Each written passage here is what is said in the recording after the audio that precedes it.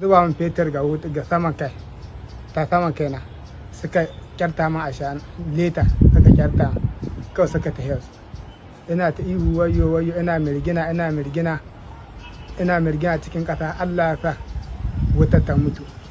Yanzu dai muna nan cikin garin Katsina, gaskiya ba mu koma gida ba. Muna nan gidan sabon layi, gidan marigani daidai da gidan 'yan gudun hijira, ba mu ma da wajen zama. Farko dai ina gona ina aiki, sai 'yan ta'adda suka zo, ban san sun taho ba. Sadda zan diba sun ƙure min, kafin in ruga sun haye min. In na ruga kuma za su harbe ni, sai na tsaya. Suna tsaya suka tambaye ni kuɗi da waya, na ce ban da su. Suka ce ubana na da kuɗi, na ce a kaga gidan mu dama an tada an zo an kore mu ba mu nan gida. Ni ma nan noma na zo yi na gona, lokaci ya zo yi. Suka ce to lalle za ka ci uwanka.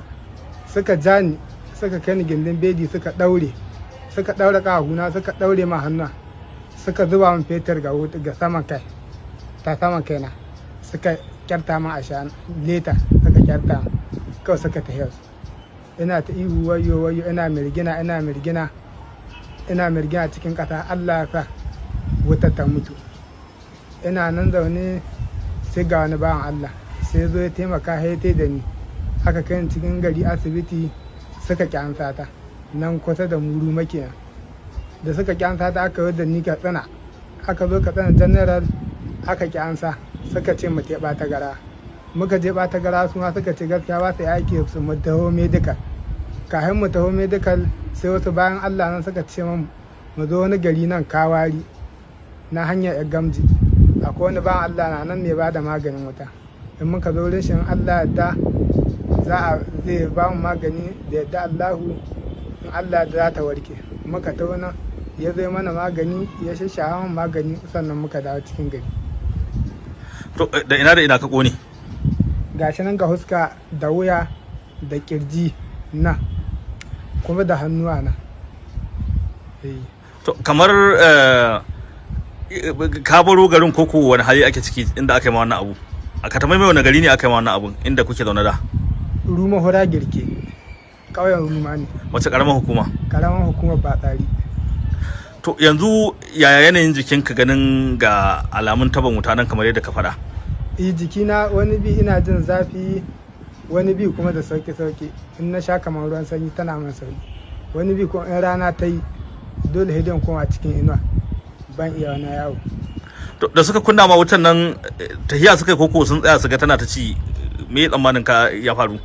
Akwai dai harko mashin da yake mashin 5 ne suka tadda ni. Hudu suka tafi, ɗaya ya tsaya yana dai ta kalla, yana ta mirgina dai wata batun wuta ba, shi ma ta hiya banni na wurin.